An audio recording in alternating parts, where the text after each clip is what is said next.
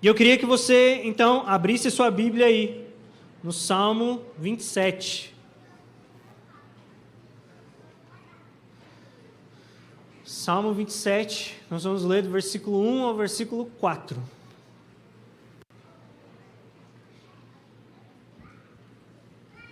Salmos 27, do versículo 1 ao versículo 4. O Senhor é a minha luz e a minha salvação. A quem temerei? O Senhor é a força da minha vida, de quem terei medo? Quando os malfeitores me atacam para me destruir, eles, meus adversários e meus inimigos, tropeçam e caem.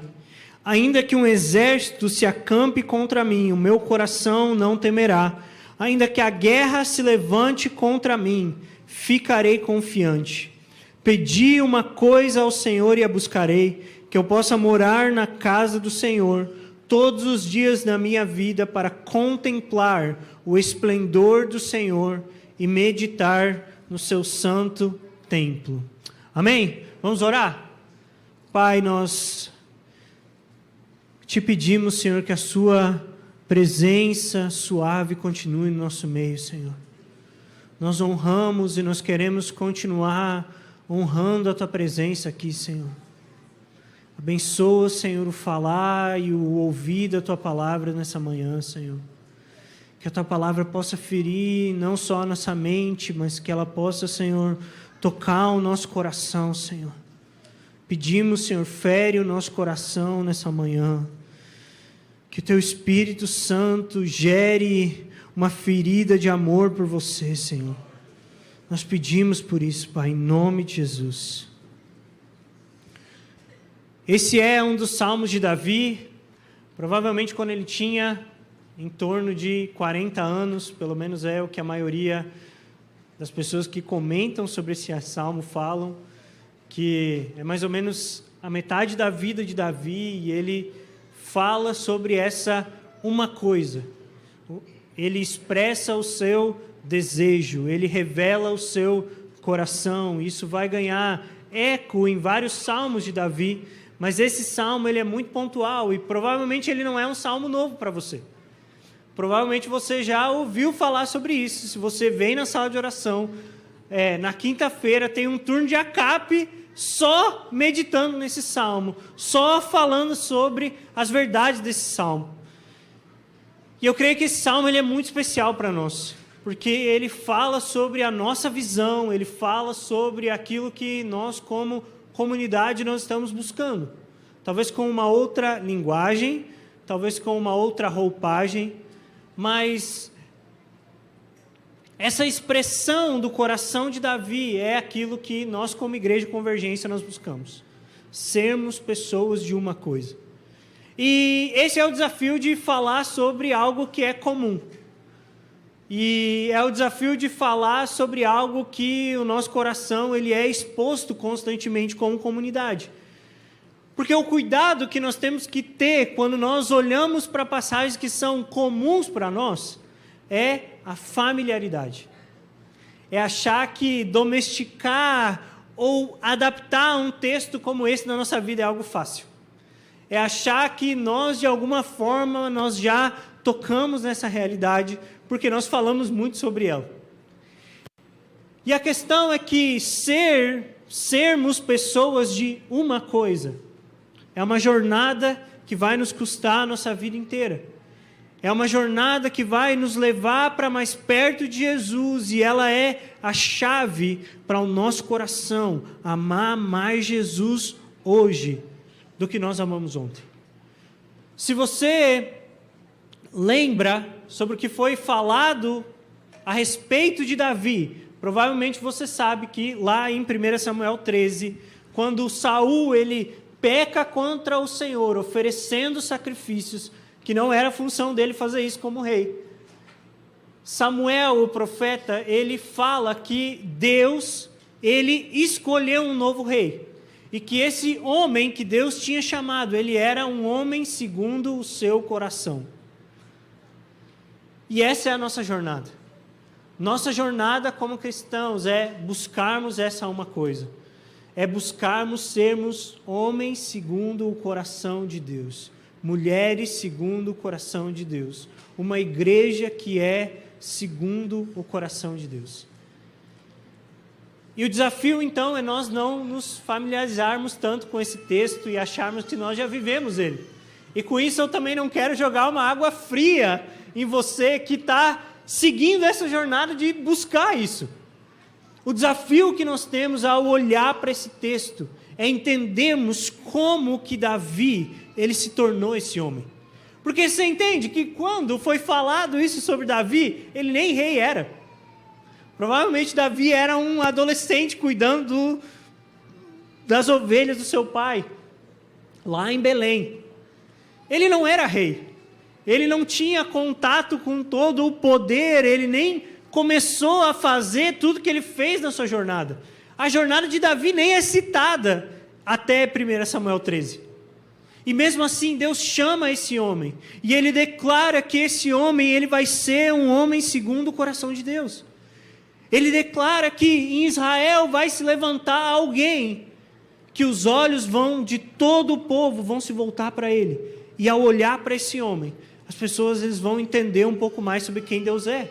Isso é ser um homem segundo o coração de Deus. Isso é refletir a glória de Deus. Isso é o que Paulo vai falar sobre exalar o bom perfume de Cristo. E a jornada de Davi é uma jornada que ela nos ensina como nós podemos conformar a nossa vida, como nós podemos olhar para o nosso dia a dia e como nós podemos nos tornar essa pessoa de uma coisa. Como nós podemos nos tornar essa pessoa que aprende a olhar para o Senhor e, como o texto fala, meditar no seu santo templo, contemplar a beleza do Senhor, ou talvez como está aí na versão da sua Bíblia, inquirir no seu templo. Eu creio que o que está aqui nesse versículo, que é tão simples, que é tão básico, que é tão fácil de entender, é uma chave para nós nessa manhã, para que o nosso coração ele queime de paixão por Jesus. Assim como nós olhamos para Davi, nós entendemos que Davi, ele era esse homem que aprendeu a contemplar Deus em todos os seus feitos. Isso é o que ele reflete nos Salmos. Davi, ele tinha uma vida de olhar para Deus tão forte, que até mesmo quando um exército perseguia ele, até mesmo quando todas as dificuldades vinham sobre a vida dele, até mesmo quando o filho dele perseguia e queria matar ele, ele conseguia olhar para as circunstâncias da vida e perceber que Deus estava guiando ele em todo o caminho. Davi é esse homem que no Salmo 23, ele pode dizer que o Senhor é meu pastor e me guia às águas tranquilas, a bonança, a alegria do Senhor, e ao mesmo tempo Ele é aquele que me guia no vale da sombra da morte. Não porque isso é simplesmente uma poesia, mas é porque Davi, nos Salmos, ele transcreve em palavras a realidade do que ele estava vivendo. E se você olhar para a vida de Davi, ele é esse homem que busca uma coisa só. Esse Salmo, então, reflete esse caminho do coração de Davi se tornar o coração de uma coisa. E, ao mesmo tempo, reflete a jornada de Davi em buscar um lugar para Deus habitar. Essa é a jornada de Davi. Davi era o rei, a pessoa mais poderosa, talvez uma das pessoas dentro da história bíblica mais importante que aconteceu. Davi, ele estabelece uma revolução dentro de tudo que ele está fazendo. Davi, ele estabelece uma ordem de adoração e intercessão e contemplação e profecia que nunca foi visto. Davi, de uma certa forma, ele toca naquilo que Moisés escreveu dentro da Torá e ele traz um ajuste. E isso é um escândalo. Pensa, dentro daquilo que Davi fez, ele estabelece aquilo que nós chamamos de uma revolução litúrgica. Essa é a grandeza de Davi. E a busca de Davi é essa. Davi era alguém que conheceu tão profundamente o coração de Deus que ele entendeu que Deus queria morar de forma fixa e permanente no meio do seu povo. Ele era alguém que, ao olhar para o Senhor, a conhecer as suas afeições, a conhecer o afeto de Deus, ele chegou a essa conclusão. E Deus olha para ele e fala: Davi, quem te falou um negócio desses?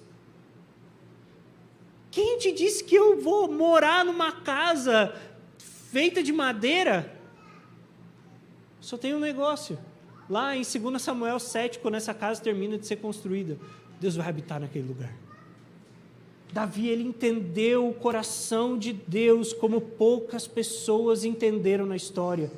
E eu creio que isso é um chamado para nós. Deus, ele nos chama para conhecermos o seu coração, para entrarmos em uma jornada, como nós estamos entrando como comunidade, de construir esse lugar. E é isso que Davi buscava. Esse era o voto de Davi. Salmo 27:4 e Salmo 132, eles se completam. Davi, ele diz: eu não vou dar descanso aos meus olhos, até que se ache na terra um lugar para Deus habitar. E essa deve ser a nossa busca. E eu creio que nesse salmo, nesses 4 versículos aqui, tem muita coisa para a gente falar. Tem muita coisa para nós aplicarmos na nossa vida. Então a primeira coisa é que eu queria que você entendesse essa mensagem como um menu. Minha pretensão aqui não é levar você até um lugar, mas é mostrar o caminho que Davi percorreu para que você possa percorrer. Minha função aqui não é simplesmente encher a sua mente de informações de como foi a vida de Davi, mas é te mostrar um caminho para que você possa entrar, para que você possa trilhar, para que nós como comunidade possamos caminhar para mais perto de Jesus, possamos caminhar para amar mais Jesus, para que o nosso coração seja cada vez mais aquecido por Ele. Então, se você olhar para o contexto do versículo 4, versículo do 1 ao versículo 3, o que está acontecendo aqui? Davi, ele é um rei. E ele começa a falar sobre aflições que ele tem na vida. Ele diz que o Senhor é a luz dele, no versículo 1. Mas, ao mesmo tempo, ele fala sobre malfeitores que buscam atacar ele. Ele fala sobre o exército inimigo que vem contra ele. E se você pensar na função de um rei, qual era a função de um rei? Lutar contra um exército. A função de um rei era não deixar que os malfeitores se enchessem a terra de Israel. Mas mesmo olhando para esse cenário de dificuldade e de guerra e de confronto e de conflito, e essa foi toda a vida do reinado de Davi, ele olha e ele para no meio desse cenário e ele diz: uma coisa eu peço ao Senhor. Hoje é óbvio, nós não enfrentamos nenhum exército, a gente não está lutando contra malfeitores por aí. Mas você entende que essas coisas roubavam a atenção de um rei? Pensa quanto que um rei não precisava gastar tempo pensando em uma guerra contra seus inimigos. Quanto um rei não precisava pensar em como governar bem uma nação. Hoje nós não lutamos guerra. Nós não estamos vivendo em uma guerra, mas o fato é que todos os dias nós somos afetados por uma guerra, e essa guerra tem a ver com a nossa atenção. Essa guerra tem a ver com aquilo que vai consumir os nossos dias. Essa guerra tem a ver com aquilo que vai nos roubar desse lugar de uma coisa. Se você perceber, essa uma coisa que Davi pede não é o único pedido de Davi. Nos Salmos você vai ver Davi pedindo livramento, Davi pedindo cura, Davi pedindo para ele ser tocado por Deus. A questão não são os muitos pedidos de Davi diante de Deus. A questão é que Davi aprendeu a priorizar um lugar, o lugar da presença de Deus. Nós precisamos entender que nós estamos em guerra. A guerra pela nossa atenção, a guerra pelo aquilo que consome os nossos dias. E isso é o que Davi vivia dia após dia. Uma guerra por aquilo que consome a nossa atenção. E essa talvez é uma das perguntas centrais dessa mensagem. O que nesses dias tem consumido a sua atenção? Talvez essa é uma reflexão necessária para nós. Entende que nós amamos a nossa igreja. Nós amamos a nossa comunidade, nós amamos o que Deus tem feito aqui.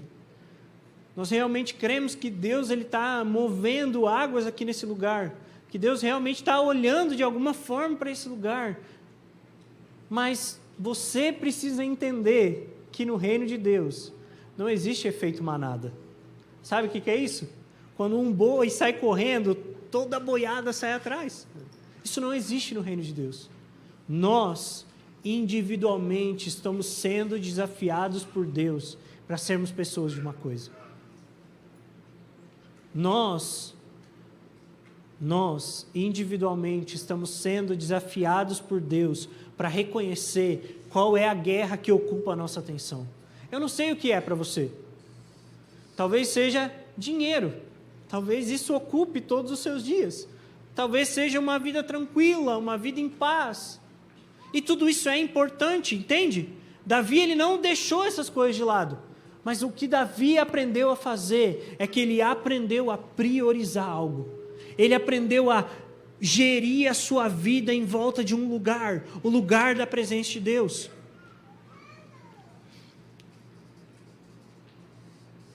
E o versículo 4, ele começa assim: pedi uma coisa ao Senhor e a buscarei, que eu possa morar na casa do Senhor todos os dias da minha vida.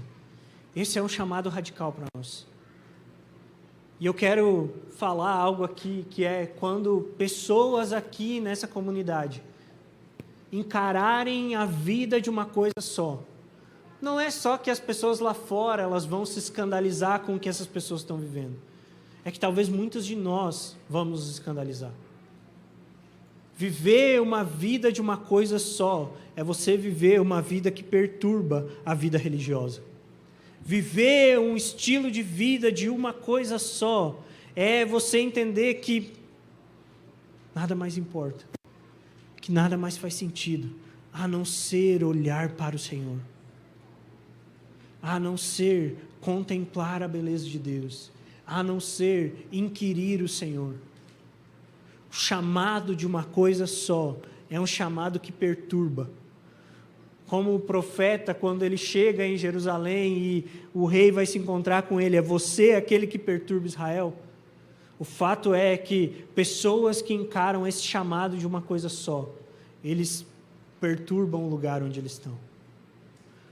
Por que você não está ganhando tanto dinheiro quanto você poderia ganhar e está gastando horas da sua vida estudando a Bíblia?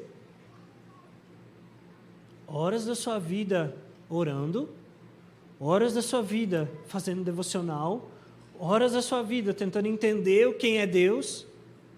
Isso é algo que perturba.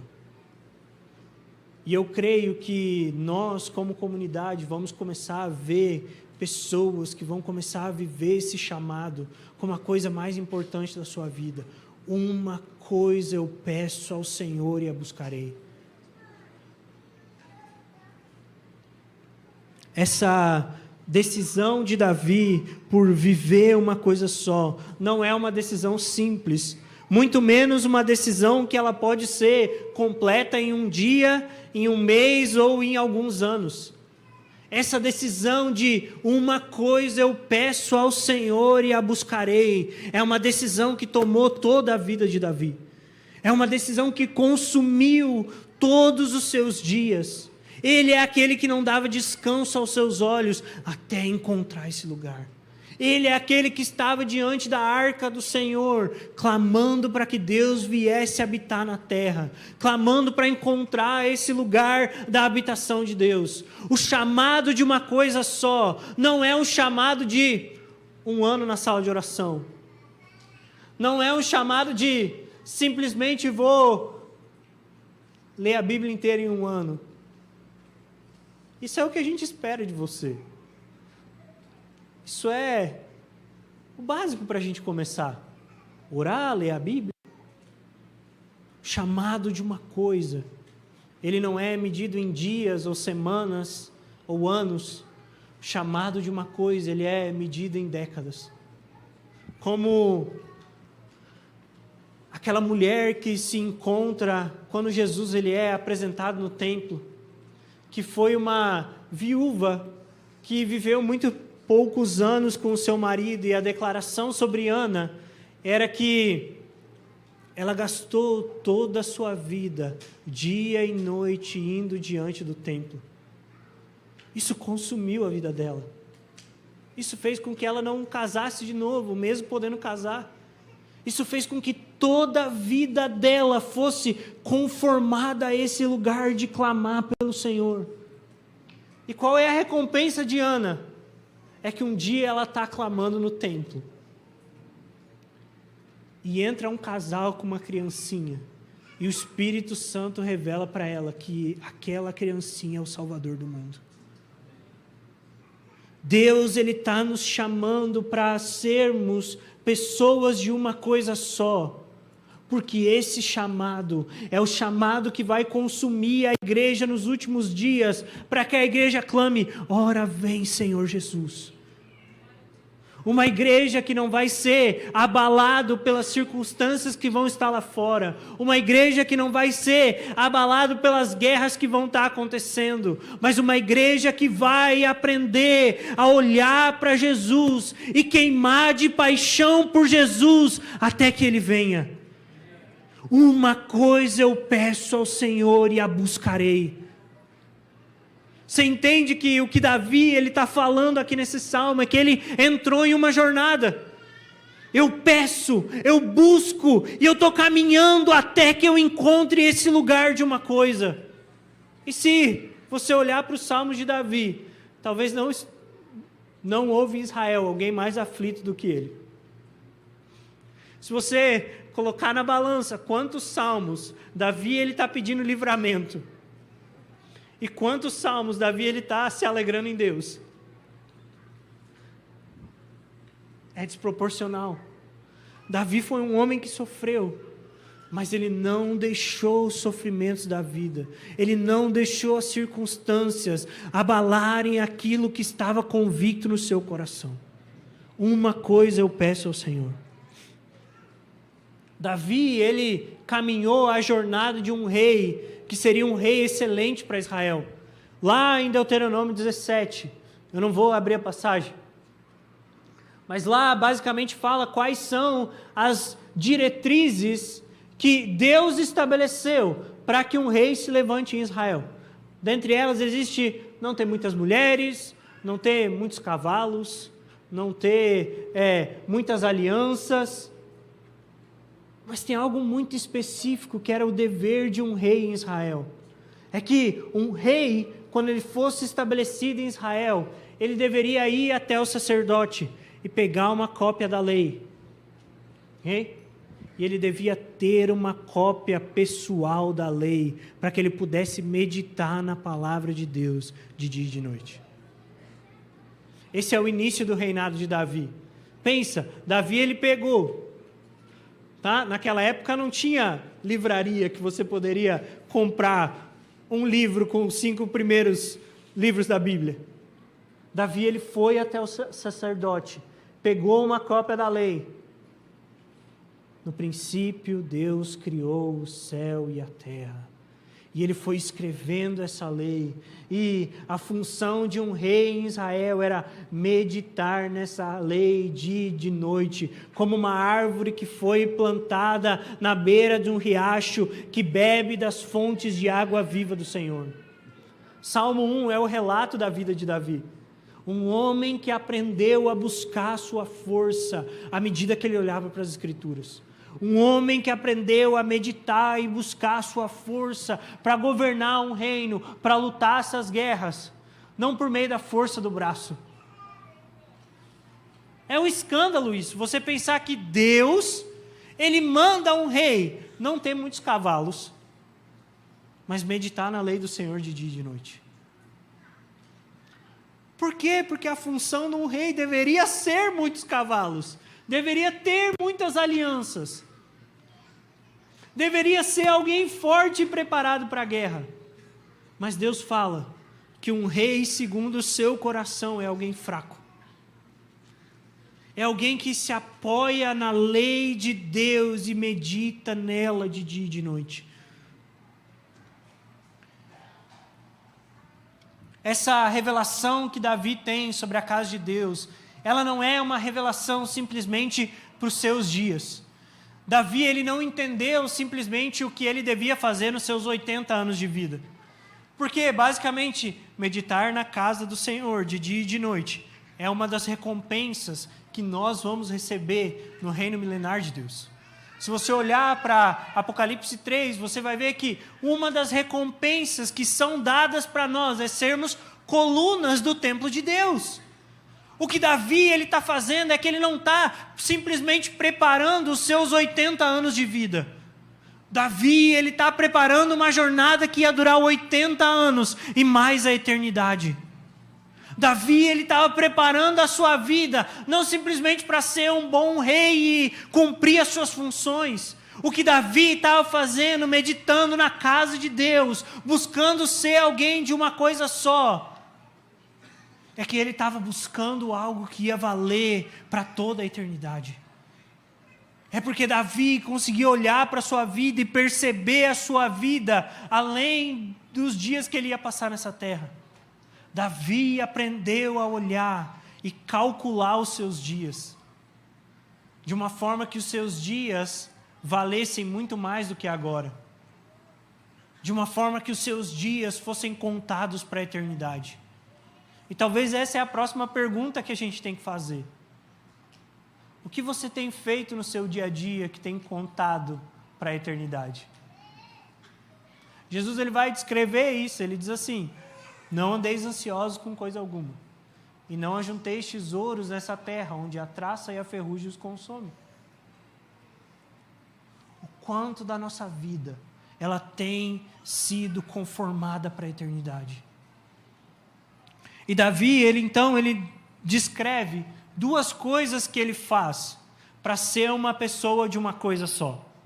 Okay? Ele descreve o que ele está fazendo na sua vida para se tornar essa pessoa que ama Jesus, que conhece o plano de Deus. E a primeira delas é contemplar o esplendor do Senhor. Davi, ele se torna um teólogo das afeições de Deus. Não existe livro mais messiânico e escatológico do que o livro de Salmos. Por quê? Porque Davi aprendeu a meditar na palavra de Deus. Meditar ou contemplar é um olhar atento e orante ao caráter de Deus e à sua obra redentora. Isso é contemplar o Senhor. É quando nós aprendemos a olhar para a obra de Deus, olhar para o caráter de Deus, olhar para a cruz de Jesus. Isso não ser simplesmente uma informação intelectual que nós temos de o quanto a cruz ela é importante para nós. Mas é contemplar, é um olhar atento à obra de Deus, que por meio da oração, ela desce ao nosso coração. Que por meio do diálogo, que por meio da comunhão com o Senhor, ela se torna uma verdade inabalável dentro do nosso coração.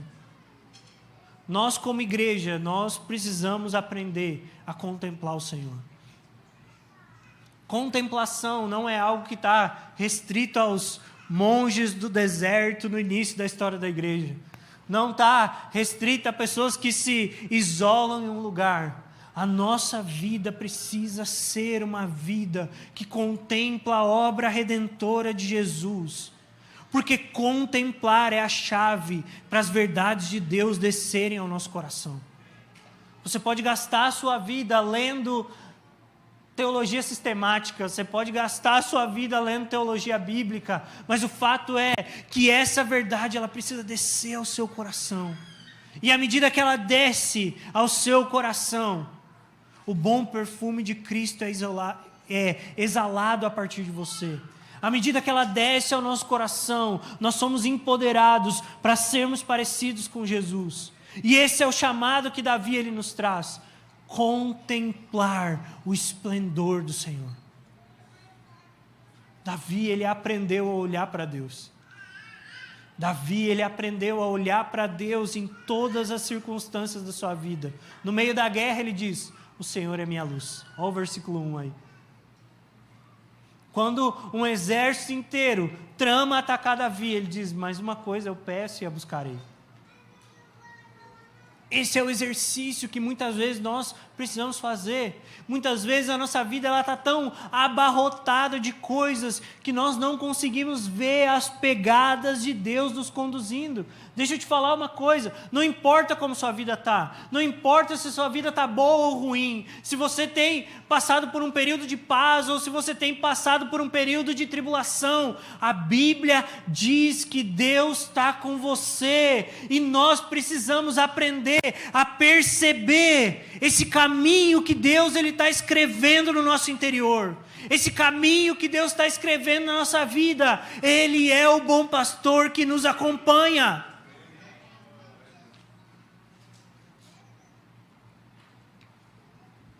A contemplação, isso é o que os monges do deserto, eles vão falar. Ela é o caminho para o interior. Ela é o enraizar das verdades de Deus e do Evangelho em nosso coração. Então, o que nós podemos contemplar? Obviamente a obra de Jesus. Obviamente a obra da criação de Deus. Nós podemos contemplar o dia do Senhor.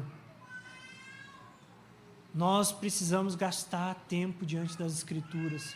Não só como uma leitura rápida. Isso é importante. Eu sei que às vezes na nossa leitura do ano tem vários capítulos que passam e quando a gente termina de ler, a gente nem lembra o que a gente acabou de ler. Ou é só eu? Mas nós precisamos aprender esse caminho que é para dentro. Esse caminho que tem a ver com o nosso interior. Esse caminho que tem a ver com encher de verdades quem Deus é. Talvez a gente precise fazer o exercício de olhar para a nossa manhã, olhar para o nosso dia, olhar para o nosso trabalho e aprender a contemplar Deus no meio dessas coisas. A contemplar Deus naquilo que nós chamamos de ordinário. E eu queria dar aqui 3 dicas, ou 3 pontos sobre contemplação, que não são necessariamente como contemplar de fato, mas são 3 dicas para te ajudar nesse processo. E a primeira delas é: faça amizade com o silêncio. Você quer contemplar? Escolhe uma passagem. Não sei, a que você quiser. Uma passagem que você goste. E pare diante dela em silêncio. Pare em um lugar silencioso onde ninguém vai te tirar a atenção e pare até que o seu interior fique em silêncio. Talvez esse é o mais difícil. Faça amizade com o silêncio. A vida de trazer algo para o coração é um processo que talvez vai demorar dias, meses. Mas quando uma verdade a respeito de quem Deus é entra dentro do nosso coração, existe potencial e poder de Deus para mudar toda a nossa história. Então faça amizade com o silêncio. O segundo ponto: aprenda a normalizar o tédio.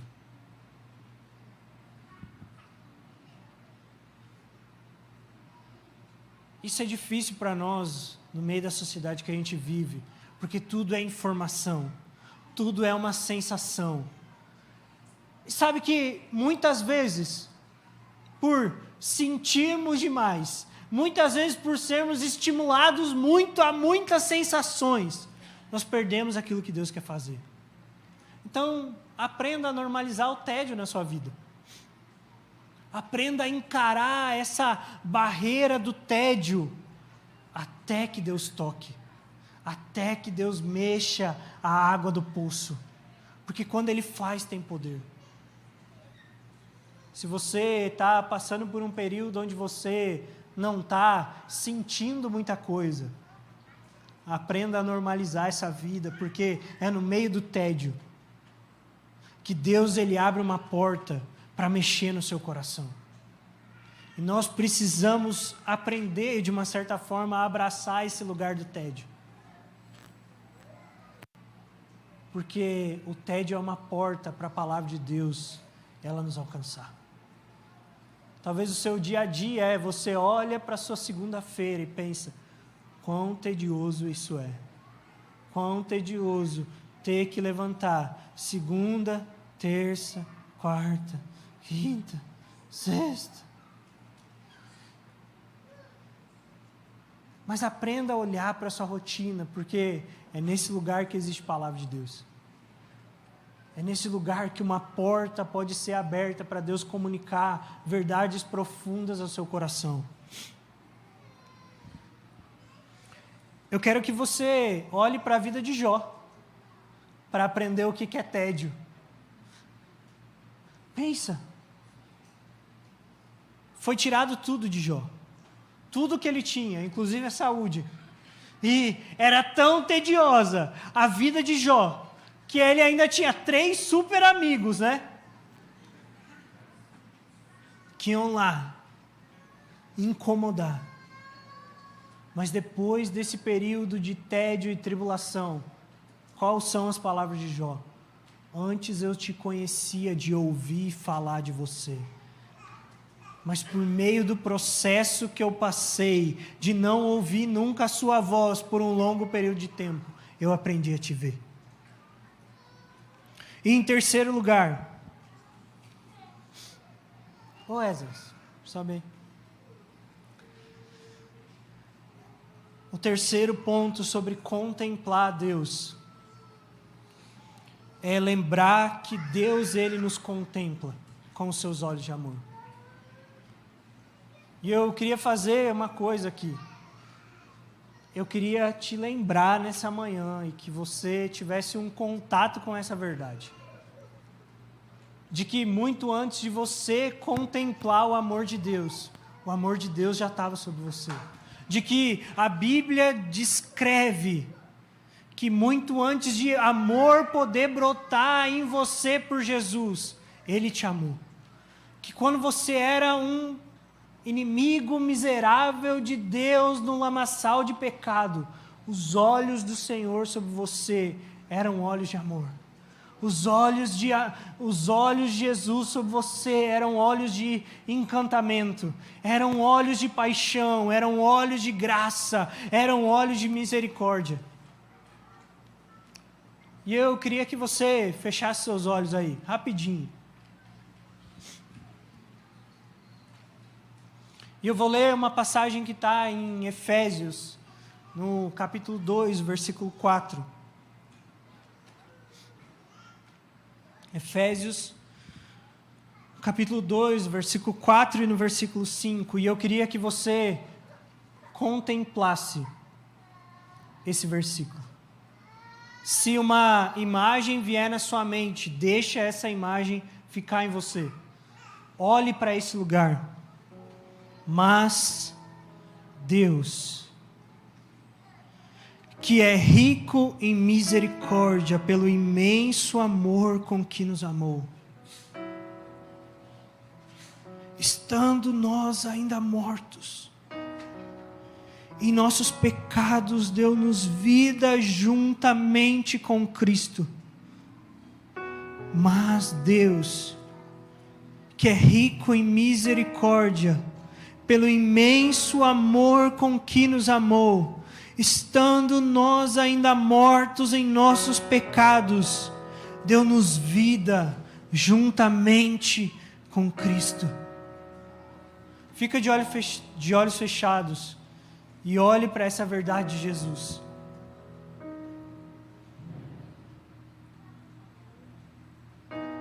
Gasta alguns segundos para perceber a verdade que Deus, Ele te ama.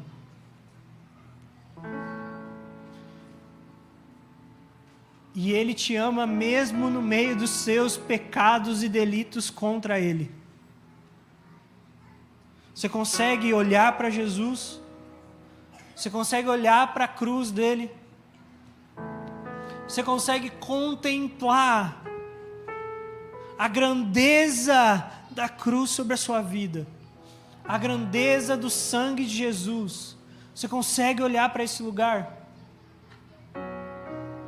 Sabe o que Davi fazia quando ele olhava para esse lugar? quando ele olhava para a grandeza, para a majestade, para o amor de Deus que cobria ele, ele respondia a essa verdade. E isso é o que se chama adoração.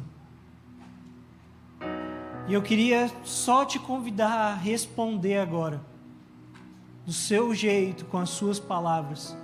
Se você puder se relacionar aí com Jesus alguns segundinhos aí e falar para Ele o que você sente quando você olha para a cruz de Cristo. Se você tem necessidade de articular as palavras em voz alta, você pode fazer isso. Espírito Santo, ilumina o nosso interior para olharmos para você. Nós queremos dar uma resposta que é adequada à sua cruz, Jesus. Obrigado porque os seus olhos de amor estão sobre nós.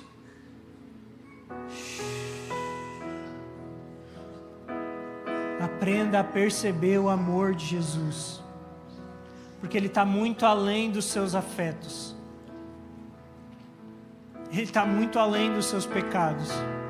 Ele está muito além das dificuldades que você tem enfrentado na sua vida. O amor de Jesus sobre você está muito além da frieza espiritual que você possa estar sentindo. Os olhos dele sobre nós são olhos de amor. Você pode ficar feliz com isso? Você pode ficar alegre com essa revelação de que Deus, Ele te ama. E que Paulo ele vai dizer que não existe nada, nem na terra, em cima da terra, debaixo da terra, que pode te separar desse amor. Porque muito antes de você contemplar Deus, Ele já te contemplava com olhos de amor.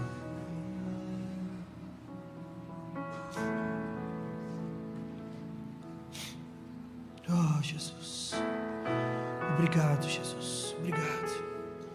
Nós queremos aprender a olhar mais para você, menos para aquilo que estamos passando e mais para a sua beleza e mais para o seu caráter, Jesus.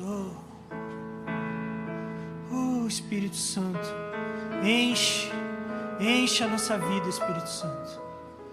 Enche a nossa vida de paixão e fome por Jesus.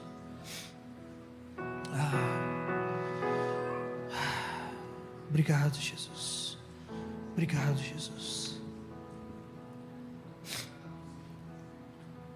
O segundo ponto que Davi, ele ensina para sermos pessoas de uma coisa só, é que ele vai falar sobre meditar, sobre inquirir.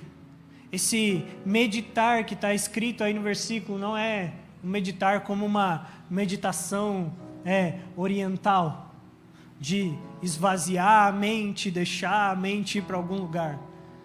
Esse meditar, a palavra meditar aí é a mesma palavra que inquirir, perguntar, saber da vontade de Deus e buscar de Deus sabedoria. A jornada de Davi é a jornada de um homem que conheceu as afeições de Deus, conheceu aquilo que Deus pensava, mas ao mesmo tempo é uma jornada de alguém que perguntava para Deus o que Ele queria fazer na terra. É alguém que inquiria o Senhor nos processos da vida, nos processos do ordinário. E essa é a próxima pergunta que nós precisamos fazer. Quanto da sua vida e o quanto das suas decisões você tem feito nesse lugar de inquirir o Senhor, de buscar a sabedoria do Senhor, de saber o que Deus pensa ao seu respeito, de saber qual é a jornada de Deus para a sua vida, de saber como que Deus quer que você lide com o seu dia a dia, que você lide com o seu emprego, que você lide com a sua família, de como que Ele quer que você lide com a sua esposa, como Ele quer que você eduque os seus filhos. como Ele quer que você viva a sua solteirice. Porque muitas vezes nós já chegamos diante de Deus com todas as respostas prontas, só buscando o aval dEle. Mas esse é um tempo de nós inquirirmos o Senhor, meditarmos no seu santo templo, buscarmos ouvir a voz do Senhor, buscarmos a sabedoria de Deus. E eu queria olhar para o último texto, e eu já estou acabando. E esse é um texto então do filho de Davi, sobre o que ele fala sobre adquirir sabedoria. Abre comigo aí em Provérbios, capítulo 2.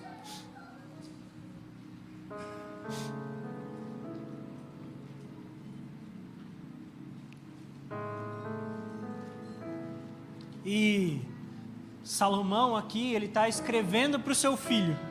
Então ele está escrevendo para o neto de Davi. Coisas que ele aprendeu por meio da jornada do seu pai, por meio da sua jornada. E agora ele está aconselhando o seu filho. E ele diz assim: meu filho, se aceitares as minhas palavras e guardares contigo os teus mandamentos, para que faça o teu ouvido atento à sabedoria, e medites, e pergunte, e inquires, e inclines o coração ao entendimento. Sim, se clamares por discernimento e levantares a tua voz por sabedoria, se o buscares como quem busca a prata e procurardes como quem procura tesouros escondidos, então entenderás o temor do Senhor e acharás o conhecimento de Deus. Pois o Senhor dá sabedoria, o conhecimento e o entendimento que procede da sua boca. Ele revela para os justos a verdadeira sabedoria, como um escudo para os que caminham em integridade. O que Salomão está ensinando o seu filho nessa passagem é qual deveria ser o caminho do seu filho. E o caminho do seu filho deveria ser uma coisa: não busque a sabedoria do mundo, mas busque a sabedoria de Deus. Talvez muitos de nós nos perdemos na nossa rotina, buscando muitas coisas, mas uma coisa só é necessária: buscarmos a sabedoria de Deus e aprendemos a meditar, a inquirir, a perguntar para Deus no seu santo templo. Se o pessoal do louvor quiser subir. Ser uma pessoa de uma coisa não pode ser um simples suplemento para a nossa vida. Mudar de cidade, de igreja e até mesmo fazer parte de uma igreja que ora não vai fazer de você uma pessoa de uma coisa só. É preciso uma mudança de estilo de vida centrada na contemplação da beleza de Deus. E a pergunta que eu te faço é: o que isso vai te custar? Viver o estilo de vida de uma coisa é ter o poder de ir e vir e decidir ficar.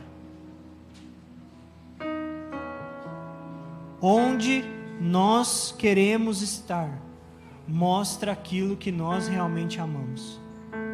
E a pergunta é: qual é hoje o desejo mais profundo do seu coração? Eu queria te convidar a ficar de pé.